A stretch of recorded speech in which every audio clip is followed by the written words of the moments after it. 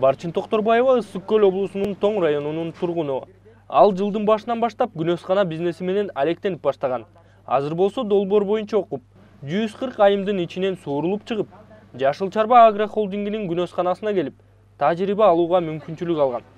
Эми болсо Барчын Токторбаеванын айтуусунда, күнөскана бизнесинин негиздерин билгенден кийин ишин ийгиликтүү алып кете алат. Эгерде теплицаны биз бизнес кыла турган болсок, көп нерсени окушубуз керек, көп нерсени үйрөнүшүбүз керек. Билбей эле өзүбүз баягы интернеттен карап алып эле, анан көрүнгөн бирөөнүн ал деле билбеген теплицага барып алып эле көп туура эмес нерселерди жасап алып турбуз. Баягы кеп акчада эмес, кеп алган консультация менен алган окууда экен.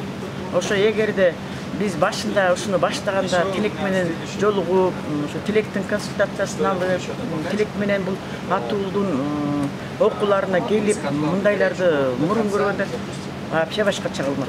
Ошондой эле Барчын Токторбаеванын айтуусунда мал-жанга жакын болгон кыргызстандыктар дагы күнөскана ачып, бири-бирин ишкерликке үйрөтсө, ийгилик толугу менен келет деп кошумчалады. Биздин эмнебизге же колубуз башкабы, же бутубуз башкабы? Конечно, ар бир адамдын акылы башка. А колу бут бирдей эле. Анан жасаган аракет менен мындай көз караш ар бир адамдыкы ар башка. Ошон үчүн мен ойлойм, баягы үйрөнүүдөн адам карыса дагы үйрөнүш, анан билбеген абдан көп экен дагы, анан мен ойлойм, окуу ал эч убакта карыбайт. Бул Тилек Токтогазиев, Жашыл Чарба агрохолдингинин жетекчиси. Тилек Атуул коомдук бирикмеси менен биргеликте 7 дубандан күнөскана бизнеси менен алектенген аялдарды чогултуп, окуу өткөрүп, тажрыйба алмашуу ишин жүргүзүүдө. Токтогазиев Кыргызстанда биринчилерден болуп, боз үй түрүндөгү күнөскананы салууну өздөштүргөн. Боз үй түрүндөгү күнөскананын өзгөчөлүгү кандай? Мына азыр көрүп атабыз. Каласак, эгерде кечинде бул күн баткандан кийин биз бул күн тийип аткан тармагын алып туруп, кайра кийиз менен жаап коебуз да. Кийиз менен жаап койгондо биз ичиндеги жылуулукту жеңилирээк сактап алабыз. Ал деген эмнеге таасир этет? Ал деген биз жагып аткан көмүргө таасир этет. 2 эсе аз көмүр жагып атабыз. Эгерде ушундай жөнөкөй, мисалы үчүн 5 сотка теплицаны алсак, аяка орточо 500 килограммдай кетет да. Бул күнөсканага болсо 200 килограммдай эле кетет.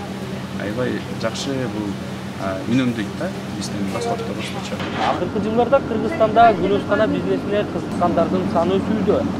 Бул тармактагы адистердин айтуусунда көп ишти талап кылган теплица акыры келип өз кирешесин ойлогондой акысын берет деп билдиришет.